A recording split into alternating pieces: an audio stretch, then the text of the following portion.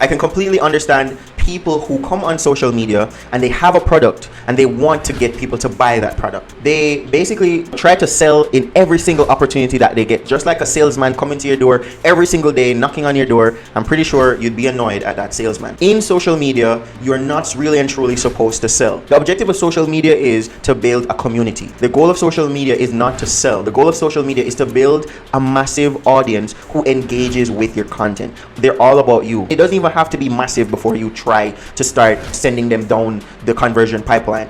But in marketing, social media is to build trust. It's to build loyalty. It's to build a relationship and a bond with people. The best way to do this is to fix problems. However, the first point here is to build rapport.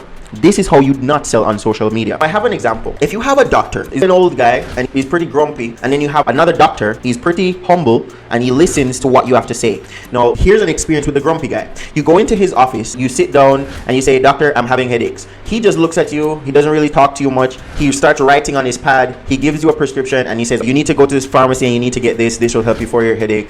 Okay, leave. All right? I don't know what type of medicine this guy is practicing. That's horrible. That's a horrible way how to deal with a patient. Now, picture on the other type of doctor. You go into his office, he says, "What is the problem?" You tell him your problems. He sits and he talks to you for probably another 5 to 10 minutes, just talking about the problem. Describe the headaches. Describe them on a scale from 1 to 10. Are there any type of things that trigger the headaches? He gets to understand the problem to a different degree. And at the end of it all, he writes the same prescription that the other doctor would have written to you. He writes the same prescription and give it to you and you go. Compare your experience between the two doctors. Which doctor do you think you would return to? Which doctor do you think you would be a repeat buyer for? Which doctor do you think you would spend a lot of money with? If you had a big job, like you're about to, I don't know, switch out an arm, replace a kidney, I don't know, liver surgery, something major. Both these doctors are qualified for these things, and both of them really would like this type of job because it's a big job. It's really expensive, and it's also going to be very good on their record. Which doctor do you think you'd go with, bro? You'd obviously go with the doctor who showed you more love, more rapport, and were there to talk to you and get to understand your problem. This is what social media is all about. It's about building trust and loyalty,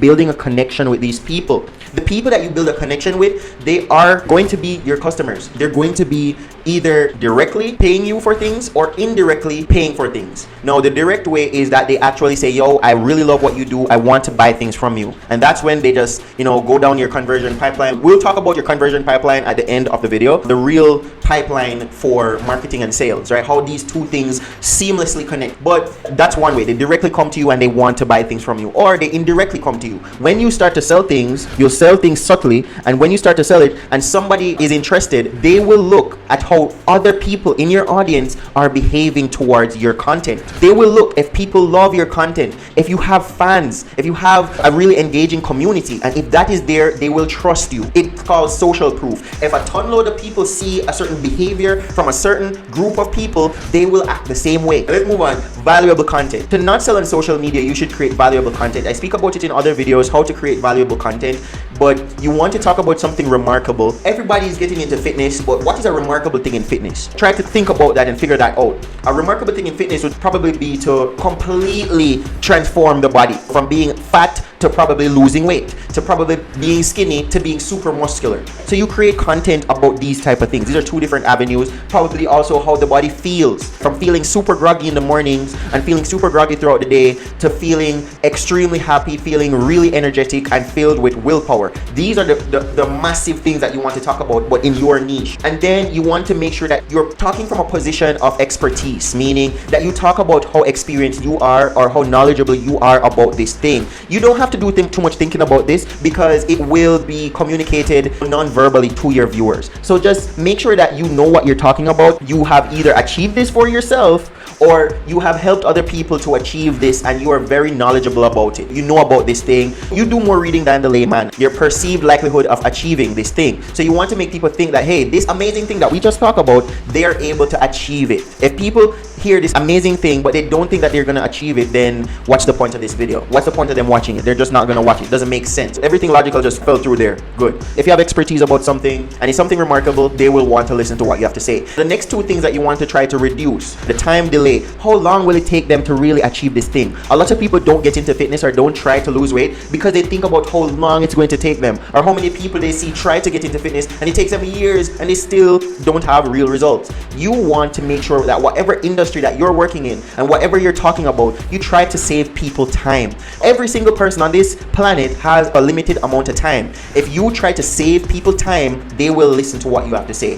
This is just a simple thing and it works every time. Again, to be a professional is to just do the basics consistently. It's very hard. It's easier said than done. Do the basics every single day. Create content about this type of thing that I'm saying very often and it will just work. It's just a proven fact. The next thing that you also want to reduce is the amount of effort and sacrifice that the client has to put in. You want to make it simple. You want to make them understand that, hey, you have probably 100 different exercises that you can do. I'm going to make sure that you achieve this amazing physique in 6 months utilizing only maybe 5 exercises. Or you can go a different angle of saying, I'm going to make you achieve this by just doing it 3 times a day and working out 3 times a day for 20 minutes per session. Stuff like that. Make it simple. Make the amount of effort and sacrifice that they have to put in as small as possible. Human beings are inherently lazy creatures. If you allow human beings to achieve something remarkable, they think that, yo, I'm going to really achieve this thing. It's not going to take a lot of time and it is very easy. It almost sounds too good to be true. Yeah, you're not understanding why this is valuable. That is value.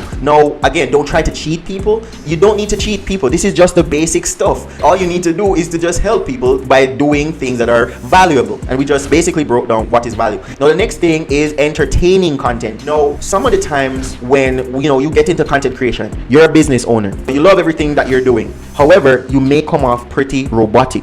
You come off as if you're teaching a classroom. You're very formal. You don't want to be too formal. You want to be very casual. Come off as if you're someone's friend. Talk to people as if you're talking to your colleagues and your friends. This will not have anything negative to do with your business. This will have everything positive to do with your growth on social media. And your growth on social media is a positive thing for your business. The reason why this is important is because people just love to have fun. They love to feel an emotion called happiness or joy or laughter. Anything on this scale will allow them to feel good, and they will automatically want to consume your content if they find it enjoyable, they find it entertaining. So there are many ways how you can make your content entertaining. You can do research or just go with your personality. Everybody has a fun side. Every single person.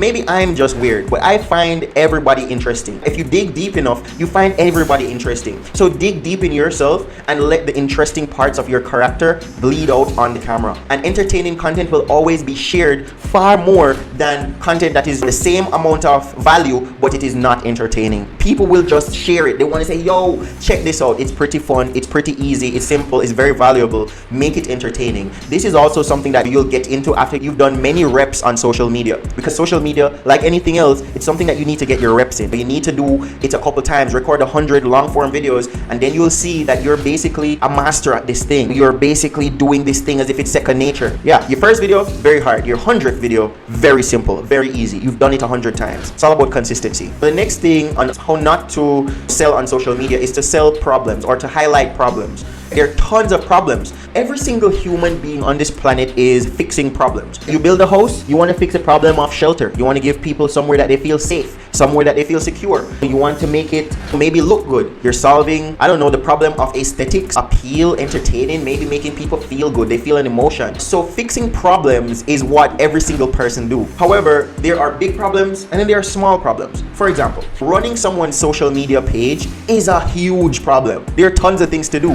The amount of content that needs to be generated, the frequency at which this needs to be generated, the publishing, all of the engagement with the audience, who's going to handle all of that? All these things are problems. However, in your business, you need to highlight the problem that you're solving. That's probably the product that you're selling or the service that you're selling. You need to break it all down into an infinite amount of small problems. Break every single thing down into small problems, and then each of those small problems, you do a video on it. You create content around those very small problems. And this is how you're solving these small problems for people. It will allow people to have trust in you to fix the big problems. If I see someone that is out there and they are helping me to fix so many small things, probably even fixing problems I didn't even know I had. You know what I mean? And they're fixing these problems for me. I watch their videos and they're showing me like, yo, how to get stock footage that place, how to publish my videos online, how to do this, how to build an app. Building an app is that's a big problem.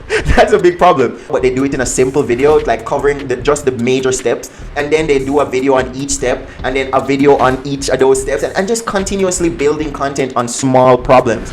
This is a big deal. With social media, you need to have a ton of videos. You need to create 1,000 videos. I think they did a statistic to say that every channel that had 100,000 subscribers on YouTube had over 1,000 long form videos or some statistic like that. But you need to understand that social media, like anything else, is a consistency problem. You need to be consistent. You need to do it for a long time at high quality without seeing results. And after a while, you'll see results. But have a high frequency, solve problems. If you don't know what to create videos on, this is it. But I did do a video on how to never run out of content, how to always have a video idea in the cards there. But this is also very important way of looking at it. Break down whatever you do into small problems and then do videos on those things and help people to solve those problems for free. Just solve it for them in a simple video and then make that video very valuable. Make it a short video. Make it something simple that they can do with low effort. Now the next thing is to be unique. I touched on this a little bit earlier when I said to make sure that you dig deep into your character and allow your character to bleed. Let your personality shine on the camera. This is very important. Now I know the first video that you do, maybe the fifth video that you do, you're gonna be pretty awkward on camera. But here's the good part. Nobody's watching your fifth video, especially if you're doing this organically. That is good. Just post it. Your friends, even if they laugh, it doesn't freaking matter. If people around you see it, it doesn't matter. If they laugh at your fifth video, that's fine. But are they gonna be laughing when your 100th video pop off and your 100th video goes viral? I'm pretty sure they're gonna be cheering you on. Don't be afraid of people laughing at you, bro. Don't be afraid of that. That is foolish. All right. What is important is you actually making your business successful, and social media is a very good part to make your business successful, because again, it is very good to have an audience of people to just connect with. Simple. By just turning on your phone and just connecting with 100,000 people, that is power. Brands pay tons of money for this power, but now with social media and the internet, this is free. The only thing is it takes a lot of work. It takes hard work and it takes long-term investment. So this is it.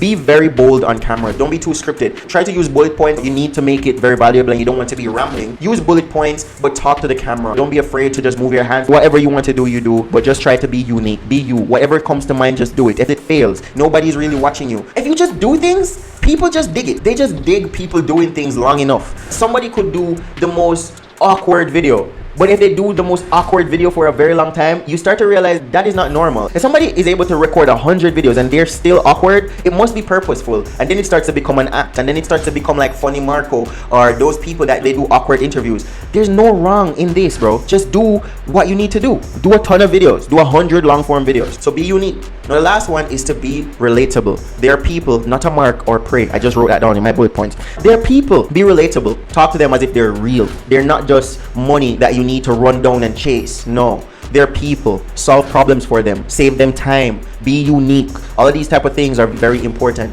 But most importantly, people will watch your video if they can see themselves in you. And that's what a hero is. That's Iron Man. That's Spider-Man. That's all these heroes, bro. We all want to save people. We all want to be that guy. We always want to be him. That's the truth. Even if you don't want to be a hero, be a villain, bro. I think they say this thing. You don't see anyone as evil if you understand their story. So you see some of these villains on the screen and they never tell you their backstory and you want them to die. You want to do the most gruesome things to them. But then when they start to show you their backstory, that from maybe as a child they've been abandoned, they've been abused, they've been dealt a bad hand all this time. How do you expect somebody like that to not want to impart the hurt that they've been receiving all this time on the world? And then you start to understand the villain and you start to understand them. But that's what I'm talking about here. Tell your story. Somebody on this planet will relate to what you're saying. They will relate to either a part of your story or maybe all of it. They will feel the emotions that you feel. We're all going through the same emotions. We're all going through the same type of problems. We're all trying to figure it all out, bro. So tell your story. Be relatable. Be unique. People will be always there for it. Social media. I said at the end of this video, I would basically tell you the pyramid. So I'm going to make it very brief. But the way in which marketing and sales connect. So first, you have leads. These are people who are interested in all about what you do. They're interested in your packaging, in your product, in your service, all about who you are. They're interested. It's all about interest. Now the next step is conversions. You try to sell them on you to solve the problem for them. They're interested based on this problem. Now you are going to ask them for money to solve this problem for them. You pay money for a lighter. They're solving the problem of giving you portable fire. Last step, retention. This is where you want to make sure that when you make a sale with someone, you keep them as a repeated buyer. One sale, not good enough. You want to make people who are fans, not just a one-time customer. You want people to continuously be coming back to you for sales, for advice. They can't live without you. You want to keep solving problems for them. Thank you guys so much for watching.